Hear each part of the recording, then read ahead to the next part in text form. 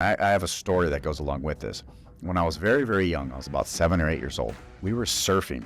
My family had gone down the beach. We were surfing. My dad went out surfing, and I didn't have a surfboard yet. I only had a boogie board. And the waves are about 3 to 4 foot, and they were kind of crunchy. You know, it was kind of a good-sized swell, so there was some movement in the ocean. If you didn't know what you're doing, you could get sucked up in a riptide. You get sucked up and pulled out to sea.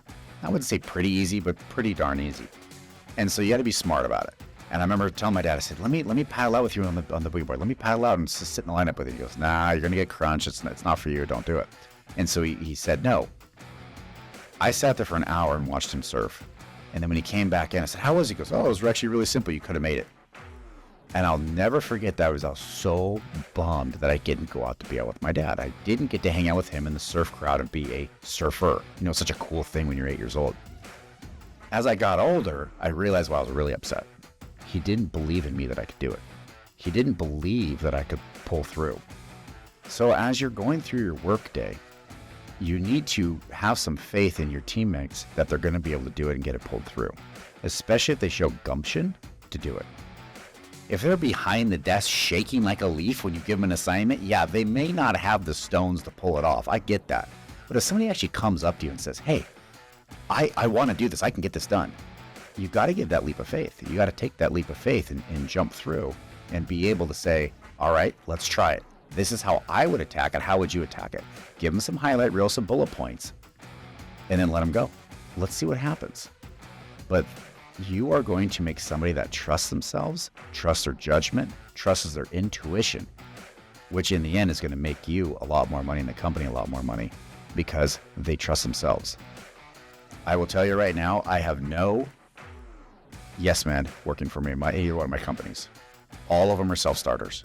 Every single one knows what they want to do. They know what's going on. They know the end goal, and they attack it, and they move forward, and they complete their assignments. I do not have to come in and at any point in time say, this is what you're doing next. Okay, this is what you're doing next. Oh, you did a good job. This is what you're doing next. No way. We're going to train them to think on their own, act, talk, walk on their own, and do the assignments without any supervision. I have self-starters, and there's a major reason for that. That's how I scale and grow. There's only one of me. There's only one person here that's talking to you right now, and I only have so many hours in a day. I have the same amount of time you do.